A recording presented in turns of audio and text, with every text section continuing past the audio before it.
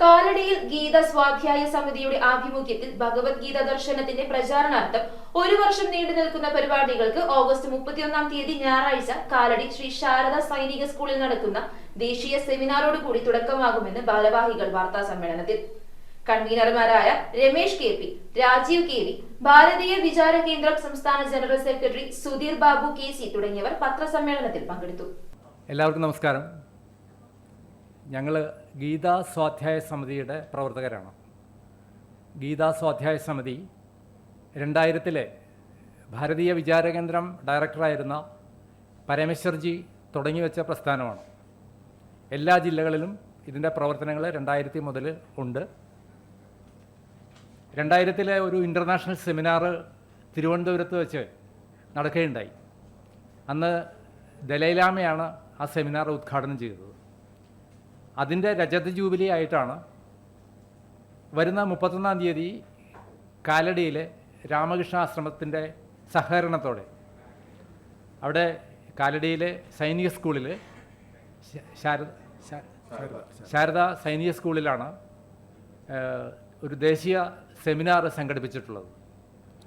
രാവിലെ 10 മണി മുതൽ വൈകുന്നേരം 5 മണി വരെ 4 സെഷനിലായിട്ടാണ് ഈ സെമിനാർ നടക്കുന്നത്. ഇതിൻ്റെ മുന്നോടിയായിട്ട് എറണാകുളം ജില്ലയിലെ 14 കേന്ദ്രങ്ങളിലെ ഭഗവത്ഗീത സത്സംഗങ്ങളും സെമിനാറുകളും നടക്കുകയുണ്ടായി. 10 പ്രോഗ്രാമിനെ പറ്റി പറയാം, 31 പരിപാടിയെ പറ്റി പറയാം. അതിനു മുമ്പ് പരിചയപ്പെടുത്തുന്നു.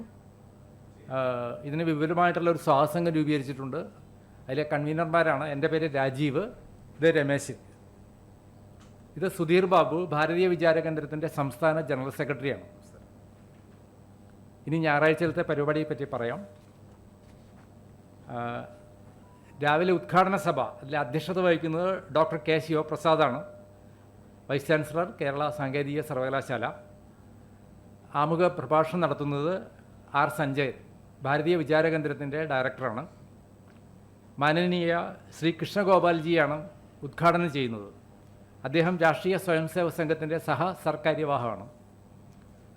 ആശംസകൾ അർപ്പിക്കുന്നത് ബ്രഹ്മപരാനന്ദ സ്വാമികൾ, ശ്രീമദ് ധർമ്മചൈതന്യ സ്വാമികൾ, ശ്രീ കെ ആനന്ദ്, അദ്ദേഹം ആദിശങ്കര ഗ്രൂപ്പ് ഓഫ് ഇൻസ്റ്റിറ്റ്യൂഷൻസിൻ്റെ മാനേജിംഗ് ഡയറക്ടറാണ്. പിന്നെ രണ്ടാമത്തെ സെഷൻ ഭഗവത്ഗീതയും വികസിത ഭാരതവും, അതാണ് ടൈറ്റില്. അതിൽ ഭാരതീയ വിചാരകേന്ദ്രം എറണാകുളം ജില്ലാ അധ്യക്ഷൻ ഡോക്ടർ CM ജോയി അധ്യക്ഷത വഹിക്കും. Professor doctor KS Radhakrishnan, former vice chancellor, PSC chairman, അദ്ദേഹം പങ്കെടുക്കുന്നുണ്ട്. തുടർന്ന് മൂന്നാമത്തെ സെഷൻ ഭഗവത്ഗീതയും മാറുന്ന കാലവും, അതാണ് ടോപ്പിക്ക്. അതിൽ റിട്ടയർഡ് ജില്ലാ ജഡ്ജ് ശ്രീ സുന്ദരം ഗോവിന്ദ് അധ്യക്ഷത വഹിക്കും. അഡ്വക്കേറ്റ് ശങ്കുട്ടി ദാസ്, ഡോക്ടർ മാല രാംനാഥ്, ബ്രഹ്മചാരി സുധീർ ചൈതന്യ എന്നിവർ പങ്കെടുക്കും. സമാപന സഭയിൽ ഭാരതീയ വിചാരകേന്ദ്രത്തിൻ്റെ സംസ്ഥാന പ്രസിഡന്റ് ഡോക്ടർ CV ജയമണി അധ്യക്ഷത വഹിക്കും. ബാംഗ്ലൂർ സൗത്ത് MP ശ്രീ തേജസ്വി സൂര്യ, അദ്ദേഹം പങ്കെടുക്കും. കൂടാതെ മാതാ അമൃതാനന്ദമയി മഠത്തിലെ സ്വാമിജി ശ്രീമദ് അനഘാമൃതാനന്ദപുരികൾ, അദ്ദേഹം പങ്കെടുക്കുന്നുണ്ട്. ഇതാണ് 4 സെഷനിലായിട്ട് നടക്കുന്ന പരിപാടിയെ പറ്റിയിട്ടുള്ള വിവരങ്ങൾ. ഇനി നിങ്ങൾക്ക് എന്തെങ്കിലും ഇതിലെ എല്ലാവരുടെയും അകമഴിഞ്ഞ സഹകരണം പ്രതീക്ഷിക്കുന്നു. ഗീതായനം പ്രോഗ്രാമിൻ്റെ കൺവീനറാണ്. ഗീതായനത്തെക്കുറിച്ച് പറയുമ്പോൾ ഭഗവത്ഗീതയെ ആധുനിക കാലഘട്ടത്തിൻ്റെ ഒരു ഗ്രന്ഥമായിട്ട് അവതരിപ്പിക്കുക എന്നുള്ളതാണ് ഇതിൻ്റെ സംഘാടകരുടെ ഉദ്ദേശം. പ്രത്യേകിച്ചും ഇന്ന് ഒരു കൃത്യമായ ലക്ഷ്യബോധമില്ലാതെ ജീവിതത്തിൽ യുവാക്കളുടെ ഒരു സ്ഥിതിയുണ്ട്, യുവജനതയുടെ. അവർക്ക് ഒരു കൃത്യമായ ദിശാബോധം നൽകുക, ഭഗവത്ഗീത എന്ന് പറയുന്നത്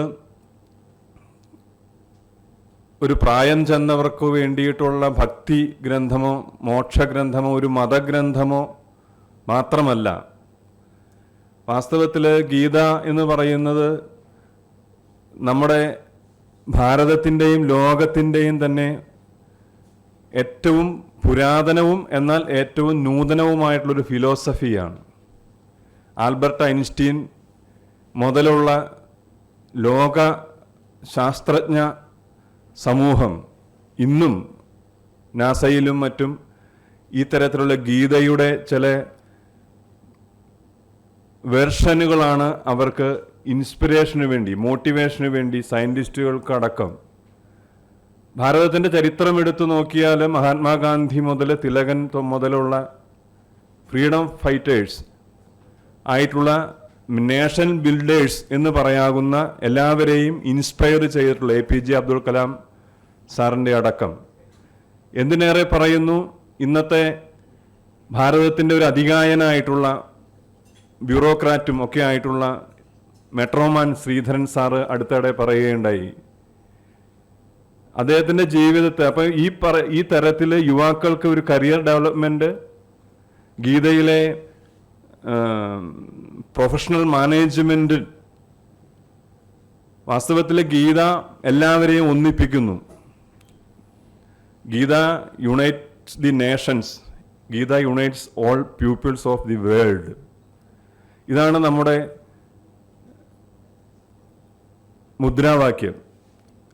ആ ഒരു അർത്ഥത്തിൽ ഭഗവത്ഗീത വാസ്തവത്തിൽ ഈ ഭാരതത്തിൻ്റെ ദേശീയ ഗ്രന്ഥമായി മാറേണ്ടതായിരുന്നു.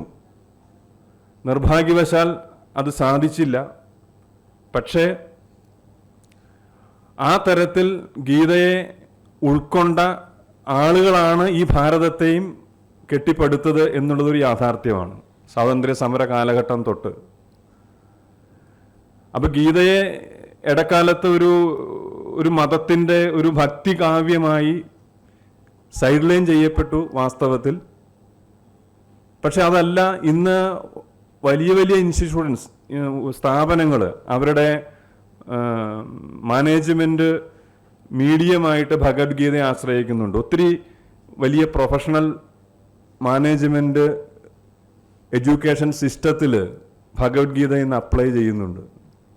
അപ്പം ആ തരത്തിൽ ഗീതയ്ക്ക് ഒരു നൂതനമായിട്ടുള്ള ഈ ലോകത്തെ കെട്ടിപ്പടുക്കാൻ, പ്രത്യേകിച്ച് വികസിത ഭാരതം എന്നുള്ളൊരു ലക്ഷ്യവുമായിട്ട് 47-ലേക്ക് ഭാരതം പ്രയാണം ചെയ്യുന്ന ഈ അമൃത കാലഘട്ടത്തിൽ ഗീതയ്ക്ക് വളരെ പ്രസക്തിയുണ്ട്. നാളത്തെ ഭാരതത്തെ സൃഷ്ടിക്കുവാൻ പരിശ്രമിക്കുന്ന യുവജനതയെ സംബന്ധിച്ചിടത്തോളം അവർക്ക് ഗീതയിൽ നിന്ന് ഒത്തിരി പഠിക്കുവാനുണ്ട്, മനസ്സിലാക്കുവാനുണ്ട്. ആ ഒരു വെർഷൻ, അതിലൂടെ ഗീതയെ ലോകത്ത് പരിചയപ്പെടുത്തി കൊടുത്ത, ഗീതയുടെ ഒരു ആധുനിക കാലഘട്ടത്തിൽ ഗീതയുടെ പ്രസക്തിയെ ബോധ്യപ്പെടുത്തി കൊടുക്കുക എന്നുള്ളതാണ് ഗീതായനത്തിൻ്റെ മുഖ്യ ഉദ്ദേശം. അതാണ് സൂചിപ്പിക്കുവാനുള്ളത്.